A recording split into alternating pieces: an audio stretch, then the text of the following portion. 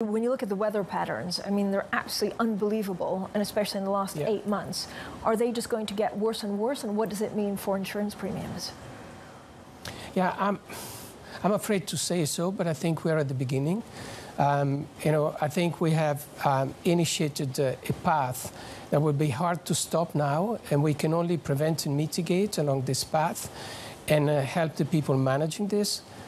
But yes, I do think this is going to get worse even quickly, and we need to be used to that. And there are different ways in which you can look at. I mean, warm weather will become very hot weather. Rainy days will become flooding days, and cold days will become icing days. And so there is a lot to do to help the society preventing and preparing for that, and then mitigating the consequences. But how do you mitigate something as big and as formidable as some of the fires that we've seen over the summer? Prepare.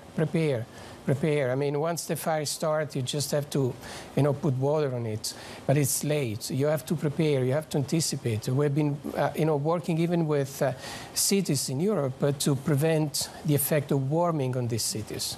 This is the things you have to prepare and do, many years before they happen, or many months before they happen. When they happen, yeah, I mean, you just, it's emergency care, and you do whatever you can. But does it mean, Mario, that there are some things that you won't insure anymore? I don't think climate will ever become uninsurable. It can become expensive.